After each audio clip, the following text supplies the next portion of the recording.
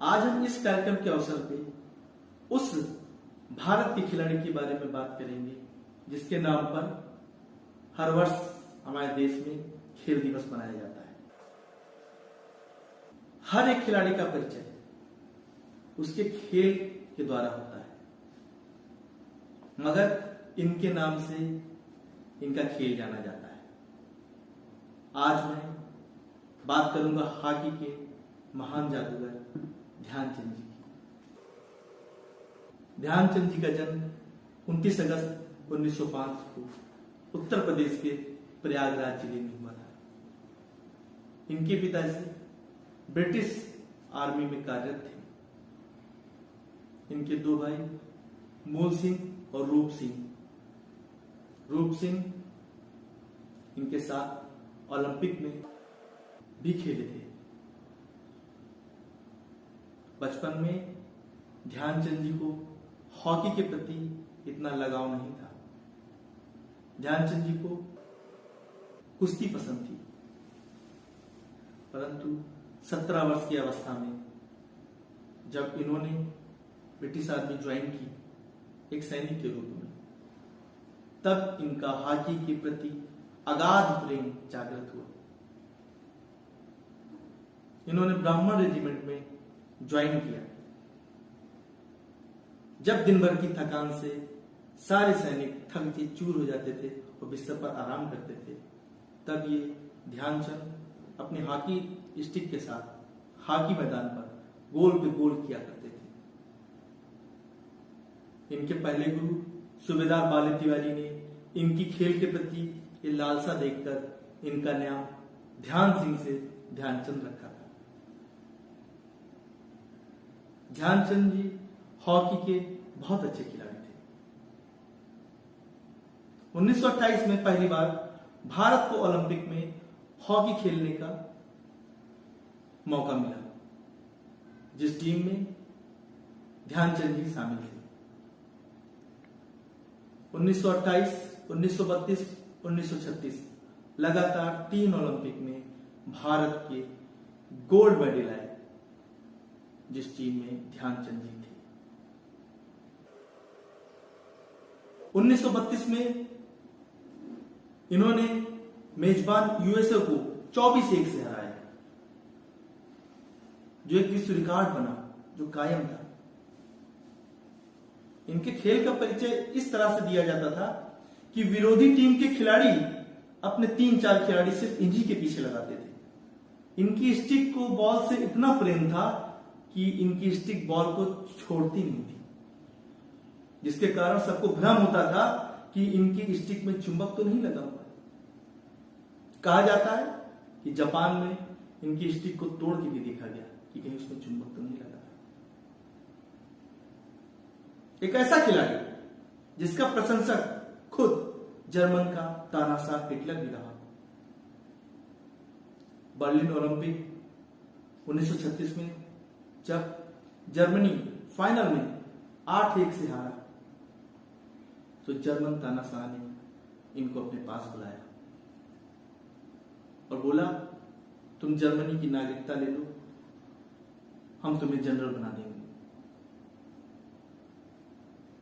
उस वक्त कोई भी खिलाड़ी होता या कोई भी व्यक्ति होता, वो इस प्रस्ताव को स्वीकार कर लेता,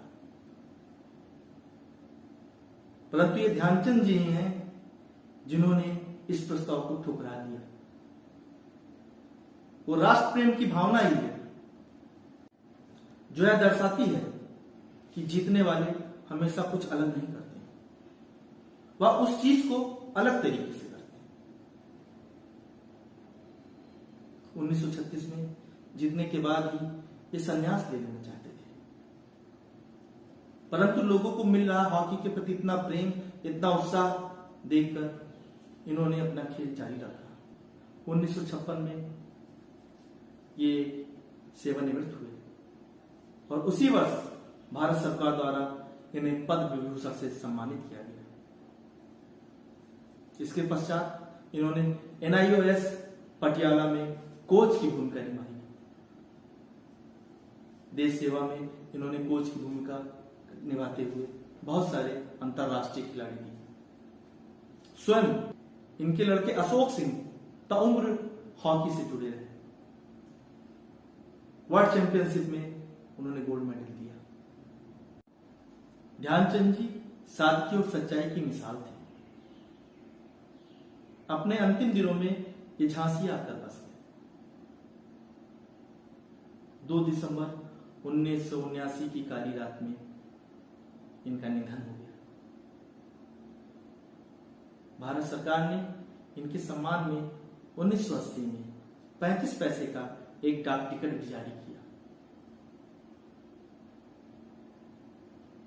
इनके नाम पर ध्यानचंद अवार्ड दिया जाने लगा। 1994 में नरसिम्हा राव जी ने 29 अगस्त को भारत का खेल दिवस घोषित किया। अभी हाल ही में भारत सरकार ने खेलों में दिया जाने वाला सबसे बड़ा पुरस्कार इनके नाम पर रखा। मेजर ध्यानचंद खेल रत्न अवार्ड। ध्यानचंद जी की प्रतिभा किसी से छुपी नहीं है। जिस तरह इन्होंने 1932 ओलंपिक में मेजबान देश को वर्ल्ड रिकॉर्ड 24-1 से हराया, जिस प्रकार इनके प्रशंसकों की लिस्ट में जर्मनी का तानाशाह एडोल्फ हिटलर शामिल था, जिस तरह ये अपने देश को इतना प्यार करते थे, उस तरह निश्चित रूप से खेल दिवस इन्हीं के नाम पे मनाया जाना चाहिए। सभी देशों में खेल दिवस उस देश के सर्वश्रेष्ठ खिलाड़ी के नाम से मनाया जाता है। एकमात्र यही ऐसे खिलाड़ी हैं जिनके नाम से डाक टिकट जारी हुआ। ये निश्चित रूप से इसके हकदार थे और भारत के राष्ट्रीय खेल का वो गौरव, वो स्वर्णिम गौरव जो इनके समय प्राप्त हुआ था, वह आशा करता हूं कि आज के युग में नई युवा पीढ़ी को वह गौरव फिर से दिलाने में भारत सरकार, हम सब एक साथ हैं।